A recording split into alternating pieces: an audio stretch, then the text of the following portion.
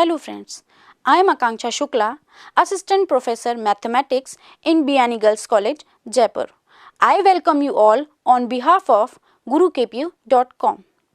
Today I am going to deliver my lecture on complex analysis. One of the topic of complex analysis to find the value of integral in the limit between limit minus infinite to infinite if we take the circle in the upper half plane.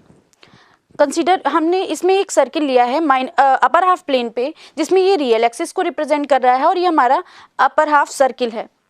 इसको दो part में हमने divide किया है. Semicircle mod z is equal to r, जिसमें हमारी circle की equation है mod z is equal to r where r is the radius of the circle. Real axis point पे हमने जो ये माइनस r पॉइंट है on the negative direction and plus r point is on the positive direction है. हमें जब किसी integral की वैल्यू फाइंड करनी है तो हम यहाँ पे लिमिट को लेंगे r tends to infinite integration fz dz is equal to, जब r को इनफाइनाइट ले लेंगे then it will convert in minus infinite to infinite fz dz. Basically हम जब इसको सॉल्व करते हैं तो यहाँ पर हमारा साथ में ये माइनस r के फॉर्म में होता है और हमारे ये जो प्लेन होता है वो भी होता है. पर जब इसमें हम लिमिट लगाते हैं r टेंड्स टू इनफाइनाइट तो ये ऑलमोस्ट ऑफ द केसेस में पार्ट हमारा जीरो हो जाता है. देन हमारा सिर्फ पार्ट बचता है ये वाला, यानी ये वाला पार्ट हमारा जब बचेगा तो हम इसको सॉल्व करेंगे. अगर हम इसकी वैल्यू इसमें फाइंड कर लें तो हमको इसकी वैल्यू मिल जाएगी. अब इसकी वैल्यू कैसे फाइंड करेंगे? 2πi sum of residues within C, जिसके लिए हमको रेसिड्यू का नॉलेज होना बहुत ज़रूरी है. रेसिड्यू और कॉची फार्मूला का, Cauchy residue theorem, Cauchy formula, इन सारी चीज़ों बेसिक चीज़ों का नॉलेज होना बहुत ज़रूरी है जो कि इसमें हम अप्लाई करेंगे. जैसे कि भी हमने टॉपिक को डिस्कस किया कि किसी अपर हाफ प्लेन के सर्किल के लिए हम वैल्यू निकालते हैं. कैसे निकालते हैं? उसे दो पार्ट में ब्रेक करके, एक तो रियल एक्सिस में और दूसरा उसका अपर हाफ प्लेन जो हमारा सर्किल का यानी mod z is equal to r के फॉर्म में होता है. उसे दो पार्ट में ब्रेक करके हम इंटीग्रल की वैल्यू फाइंड कर सकते हैं जो भी हमको इंटीग्रल दिया हुआ होता है. और उसके लिए बेसिकली मेन कॉन्सेप्ट होता है हम उसमें r टेंडिंग टू इनफाइनाइट लेते हैं केसेस में. अब हमको जैसे फॉर एग्जांपल ये क्वेश्चन दिया हुआ है, इसमें लिमिट फाइंड करनी है 0 to infinite dx upon 1 plus x square, और जो कि हमें इसके इक्वल प्रूफ करना है. अगर हम इसको कंपेयर करते हैं इंटीग्रेशन fz dz से तो हमारा fz is equal to z के फॉर्म में, जो कि x के फॉर्म में है, ये fz हमारा z के फॉर्म में आएगा 1 प्लस जेड स्क्वायर. अब हमें ये दिया हुआ है, दिया कैसे हुआ है? क्योंकि हमने ये सर्किल लिया है, ये this is the real axis minus r, this is plus r and this is upper half of the circle. Circle C भी ले सकते हैं, इसका नाम हमने गामा दिया है, वो कोई भी हम कंसीडर कर सकते हैं, डजेंट मैटर. अब हमने इसको दो पार्ट में ब्रेक किया. हमें कैसे इंटीग्रल ऑफ द फंक्शन निकालना था क्योंकि हमारा ये रियल एक्सिस पे भी है और कॉम्प्लेक्स एक्सिस पे भी है. Then minus r to r, यानी यहाँ minus r to r and after that this. तो ये दो पार्ट ब्रेक हुआ, एक तो रियल एक्सिस और ये हमारा हाफ सर्किल. तो ये रियल एक्सिस पार्ट हो गया और हमारा ये हाफ सर्किल पार्ट हो गया, जिसको हमने डिनोट कर दिया है कि ये हमारा इस सर्किल में है. अब सबसे पहला काम होता है हमें इसमें से ये जो इक्वेशन 1 है इसमें यदि हम इसकी वैल्यू फाइंड कर लें या किसी भी पार्ट की वैल्यू फाइंड कर सकते हैं तो हम इजीली इसकी वैल्यू कॉची रेसिड्यू थ्योरम से निकाल सकते हैं. यानी इंटीग्रेशन fz dz हम इजीली निकाल सकते हैं और इसकी वैल्यू फाइंड कर लेंगे. यदि ये दोनों वैल्यू फाइंड करके इक्वेशन 1 में पुट कर दें तो हमको इजीली इसकी वैल्यू मिल जाएगी जो फंक्शन x के फॉर्म में दिया हुआ है. क्योंकि हमारा ये भी फंक्शन x के फॉर्म में है तो x के फॉर्म में हम इस फंक्शन की वैल्यू निकाल सकते हैं या इस इंटीग्रल की वैल्यू फाइंड कर सकते हैं.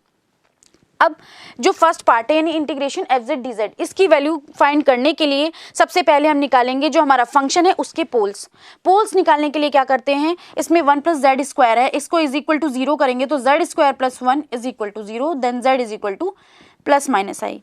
दो पोल मिले हमको, एक तो प्लस आई और एक माइनस आई. सबसे बड़ी चीज़ है हम कॉची थ्योरम क्या कहती है कि हम उसके लिए वैल्यू फाइंड करते हैं जो हमारे अंदर जो हमारी उस रीजन के अंदर लाई करता है और उसको निकालने के लिए हम कॉची फार्मूला यूज़ करते हैं. अब हमारा z is equal to I है और z is equal to minus I है.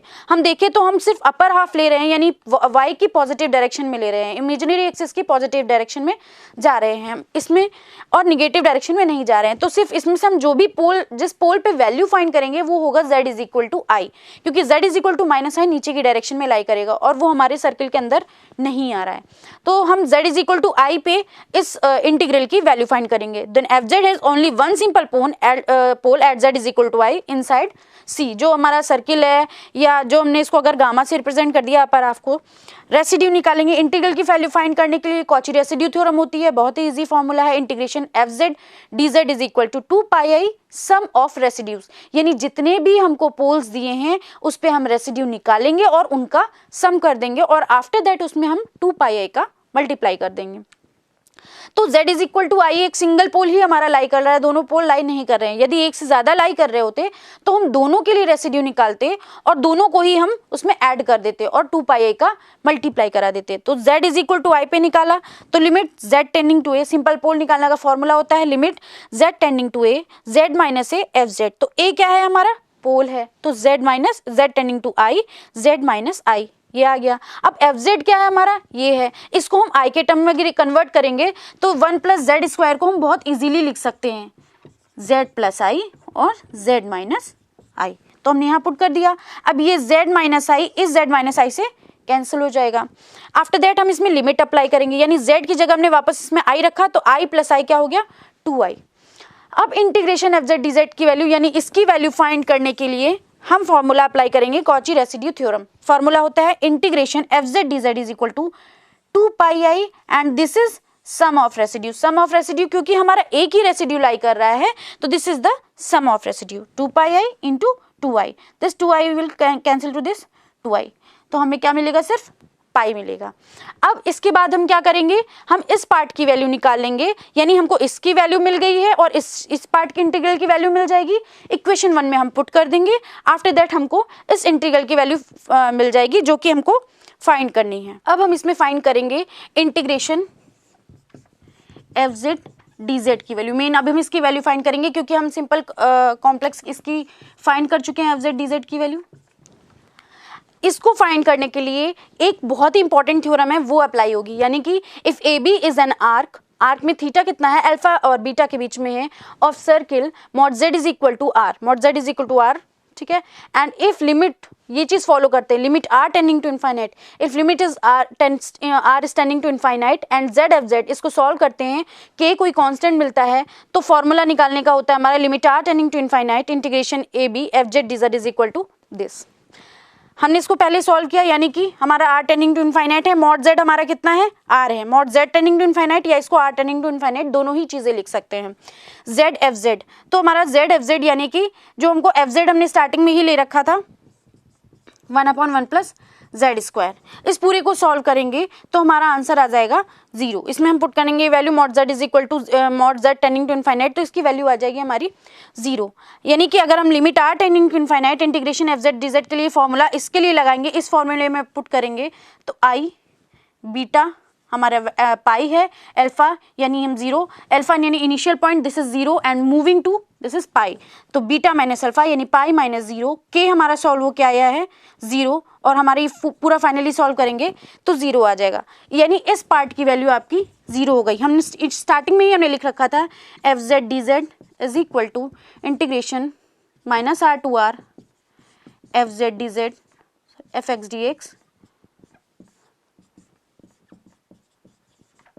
अगर हम both side limit r tending to infinite ले लेंगे तो ये हमारा इनफाइनाइट हो जाएगा माइनस का और ये हो जाएगा हमारा प्लस का इनफाइनाइट, इधर आ जाएगा limit r tending to infinite, यानी हम r को इनफाइनाइट ले रहे हैं, उस कंडीशन में हमने ये आ गया। अब इसकी वैल्यू हमने सॉल्व कर ली है 0 है और इसकी वैल्यू अभी लास्ट हमने सॉल्व की थी तो पाई आई थी, तो माइनस एफ एक्स हमारा, अगर एफ जेड हमारा 1 प्लस जेड स्क्वायर है, this is f z is equal to 1 plus z square, तो हमारा एफ एक्स आ जाएगा 1 plus x square d x, ठीक है। अब हमको फाइंड करना है 0 to infinite d x upon 1 plus x square, तो कैलकुलस की प्रॉपर्टी हम इसमें डायरेक्ट अप्लाई कर सकते हैं। 0 टू इनफाइनाइट, इसमें आगे 2 आ जाएगा d x upon 1 plus x square is equal to pi, then 2 इधर डिवाइड कर देंगे तो आ जाएगा हमारा पाई बाई 2, जो कि हमको सॉल्व करना था इसके लिए। Thank you for watching this video, please like, comment, share and subscribe. Thank you.